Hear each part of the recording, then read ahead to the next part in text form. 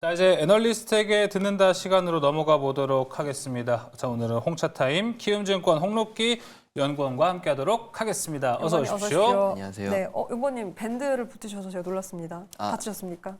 이건 운동하다가. 운동을 하다가. 얼마나 강하게 하셨으면.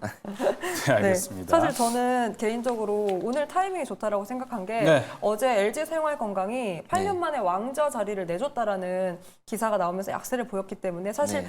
국내 증시 화장품 이런 소비주들은 중국 지표를 워낙 잘 체크해야 되지 그렇죠. 않습니까? 네. 그래서 오늘 또 어떤 우리가 기대해 볼 수 있는 포인트가 있을지 궁금해 하실 것 같습니다. 맞아요. 특히나 저도 브리핑에서 이 지수에 좀 희망을 걸어봤는데 중국 3월 PMI가 6개월 만에 50을 넘겼습니다. 정말 이제 정말 살아난다고 우리가 이 숫자에 기대를 해봐도 좋은 겁니까?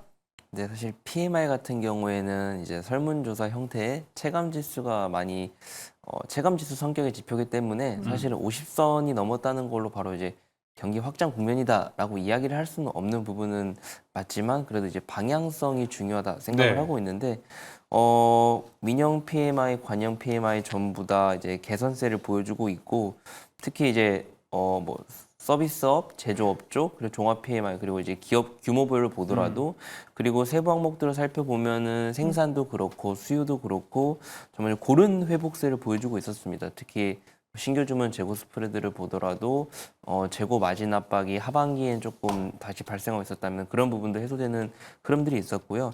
그래서 PMI 개선이 특히나 연초에 나왔던 실물 지표 개선과 함께 나왔기 때문에 현재 기준으로는 뭐 기대감을 가져도 좋을 것 같다라고 저도 생각을 하고 있고요.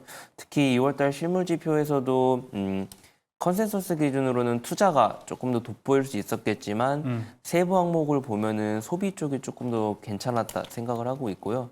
딴 게 아니라 뭐 필수 소비재뿐만이 아니라 내구재들 네. 상대적으로 가격대가 있는 편인 뭐 자동차나 IT 기기들 이런 쪽 내구재들이랑 그리고 부동산 관련된 품목들 역시 전반적으로 다 좋은 모습들을 보여줬기 때문에 3월 지표에 대한 기대감들도 계속 생기고 있다라고 생각을 하고 있습니다. 네, 그럼 그쪽에 있어서 청명절 연휴가 있었잖아요. 네. 거기에서 인기는 좀 어떻게 좀 측정이 됐나요? 이번 연휴에 중국인 관광객 기준으로는 1억 1,900만 명, 그러니까 2019년도 기준으로 봤을 때는 네. 한 11.5% 증가한 수치이고요. 그리고 관광 소비 역시 539억 한 5천만 위안으로 이제 이 숫자 역시 2019년도보다는 12.7% 상승한 숫자입니다. 전반적으로 봤을 때 이제 계속 이런 중국 연휴 시즌에 대한 기대감들이 항상 있었지만 그 기대감보다는 조금 약했던 패턴들이 나왔는데 올해 기준으로 본다면은 2019년도 기준보다는 전보다 웃돌면서 연휴 소비 역시 기대감들을 계속 더해주고 있는 것 같다라고 생각은 하고 있습니다. 네, 그렇다면 중국 경기가 이렇게 점차 부활한다면 당연히 국내 시장에서도 그쵸. 어느 정도 긍정적인 영향을 많이들 기대할 것 같습니다. 특히나 네. 소비 관련된 기업들이 이 부분을 많이 기대할 텐데 어떤 긍정적인 영향을 우리는 기대해 볼 수 있을까요? 일단 네. 긍정적인 영향을 이야기 드리기에 앞서서 네. 중국이랑 한국의 관계가 조금 바뀌긴 했다라는 부분들은 먼저 짚고 넘어가야 될 것 같습니다. 그러니까 우리나라가 항상 관심 가졌던 지표들이 뭐 중국 수출입이나 뭐 소비 맞아요. 데이터들 다 이렇게 관심을 가지고 있었잖아요. 근데 옛날에는 중국이랑 한국이 무역 관계에 있어서 상호 보완적인 관계였다면은 지금은 사실 주력 수출 품목들이 상당 부분 겹칠 겹치죠. 정도로, 그러니까 네. 중국도 자금률이 높아지면서 주요 수출 품목들이 겹치게 되고, 그러니까 부분적으로는 이제 경쟁 관계에 성향도 짙어지고 있다 생각을 하고 있어서 뭐 중국의 경기가 이제 무조건 한국에게 100% 수혜로 올 수 있다라고 이야기를 드릴 수는 없는 부분은 미리 이야기를 드려야 될 것 같아서 얘기를 드린 부분들이고요. 근데 다만 그럼에도 불구하고 현재 기준으로 딴 게 아니라 이제 청명절 연휴에서 나왔지만 중국의 여행 수요가 확실히 늘어나고 있습니다. 이런 부분들이 우리나라로만 오게 되는 건 아니지만 중국의 여행 수요가 증가하고 있고 이게 우리나라가 얼마만큼 수혜받을 수 있는지 확인을 해야 될 것 같고요. 그리고 중국이 지금 수출 수입도 이제 조금씩 올라오고 있는 부분들이 있습니다. 특히 중국 수입이 중국이 역시 중간재 부분들에 대해서는 수입 의존도가 아직 높은 편인데요. 이런 부분들이 있어서 우리나라가 얼마만큼 수혜를 받을 수 있을지 조금 확인하는 게 중요할 것 같다. 근데 다만 그래도 그 수혜를 받을 수 있는 초입 단계로는 접어들고 있는 것 같다라고 생각을 하고 있습니다. 네, 일단은 상호 보완 관계에서 수출 품목이 많이 겹쳐서 좀 경쟁자 포지션으로 가고 있는데 일단 현재는 좀 수혜자 초입 부분이다라고 네. 좀 정리해 보면 될 것 같습니다. 중국에 대한 얘기를 해보면 지금 앞서 이야기했듯이 제조업은 어느 정도 이제 50 이상을 수치를 50 이상을 찍기 시작했습니다. 그런데 항상 이야기 나오는 것은 부동산이 어떻게 될 것이냐 네. 이건데 제조업이 일단 50 이상 올라갔으니까 우리는 이제 좀 천천히 기다려보는 관점입니까? 아니면 그래도 아직 그 부동산을 바라봤을 땐 조금 의심을 해야 되는 구간인 건가요? 여전히 부동산에 대해서는 올해에도 부정적일 확률이 높다라고 생각은 하고 있고요. 오히려 시장 참가자들 입장에서는 중국이 부동산이 어렵더라도 실제 다른 여타 경기들, 그러니까 소비 네. 중심의 경기 회복세에는 영향이 없는지를 확인하는 게 중요할 것 같다라고 생각을 하고 있습니다. 어떤 부분이냐면은 부동산은 아시는 것처럼 어쨌든 디벨로퍼들에 대해서는 여전히 엄격한 스탠스를 취해주고 있고 수요만 진작하겠다는 기조를 계속 이어가고 있습니다. 결국 이 정책 목표 자체가 중국이 GDP 기준으로 부동산 의존도도 낮추고 그리고 부동산 시장 내에 뭐 과잉 공급이나 과잉 재고들을 해소하겠다라는 목표 때문에 좀 이런 정책들을 사용하고 있는데 이런 부분들을 그래서 주요 지표들을 보게 된다면은 디벨로퍼들의 유동성 환경은 여전히 위축되어 있고 그리고 기존 프로젝트 같은 경우에는 물론 1, 2월 숫자는 좋진 않았습니다만은 그래도 작년부터 1년 넘게 봤을 때는 상대적으로 조금 견조한 모습을 보여주고 있었고요.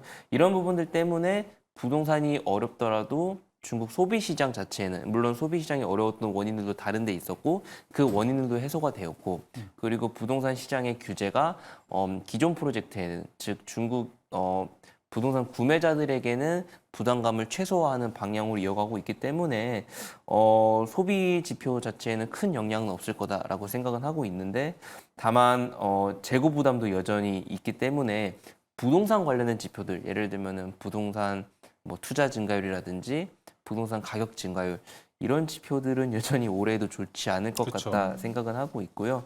그래도 이제 그거랑 별개로 소비 주도의 회복세는 현재 나온 조짐으로는 괜찮을 것 같다라는 표현은 여전합니다. 네. 네, 아무래도 소비 쪽으로는 경기 회복은 견조할 수 있다라는 의견으로 정리해 보겠습니다. 앞서 국내와 이제 중국 간의 관계를 얘기했는데요. 미국과 중국 간의 관계도 얘기를 안 할 수가 없습니다. 네. 계속해서 갈등이 고조화되는 이야기를 기사화로 많이 접했는데 제닛 옐런 미국 재무장관이 최근 중국을 방문했습니다. 공급 과잉을 지적했고요. 그렇다면 이 미국의 대중국 규제 압박이 더 심해지는지 심해진다면 우리는 어떤 점을 우려해야 할지도 한번 짚어봐야 될 것 같네요.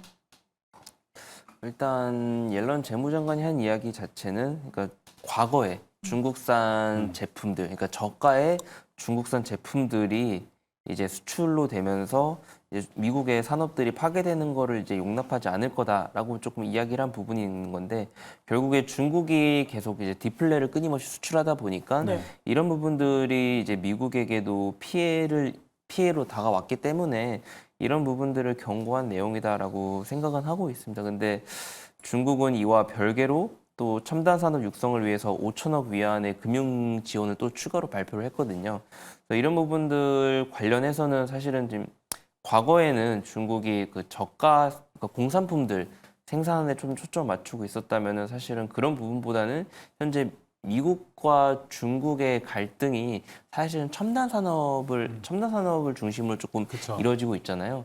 그래서 이런 부분들을 생각한다면 사실은 옐런 재무장관이 한 부분들은 솔직히 부분적으로는 이제 과거와는 달리 지금은 좀 맞지 않는 말일 거다라고 생각은 하고 있고요. 근데 다만 굳이 이런 말을 하고 있는 이유 자체는 지금 중국이 어떤 방식으로든 첨단 산업을 지원을 해주고 있고 그런 부분들을 계속 이제 견제하기 위해서 발언들을 내놓고 있는 거다라고 생각은 하고 있습니다. 그래서 결국에 큰 틀에서 미국이랑 중국의 관계가 좋냐 안 좋냐에 따라서 조금 이런 발언들이 조금 영향을 미치게 될 텐데 저도 하반기로 가게 되면은 그러니까 미국 대선 일정이 다가오게 되면은 분명 미국과의 중국의 미국과 중국 분위기는 솔직히 지금보다는 나빠질 가능성이 높다라고 생각은 하고 있어요. 근데 현재 기준으로는 사실 미국 중국 관계가 그래도 한 2018년 이후부터 기준으로만 본다면은 그래도 좋은 편에 속하는 편이고 현재 발언들이 아직까지는 큰 영향 없을 거다 생각을 하고 있습니다. 그러면은 이 미국과 중국 간의 이 사이 그거 좀 따로 차치를 하고 봤을 때 중국의 증시가 올해 좀 반등을 할 거라고 보십니까? 현재 4월, 5월까지는 그러니까 현재 3월까지 나온 지표들은 다 좋은 흐름들을 보여줬었고 근데 사실 중국이 정책 연속성이든 경제 지표의 회복 연속성이든 잘 보여주지 못했었잖아요.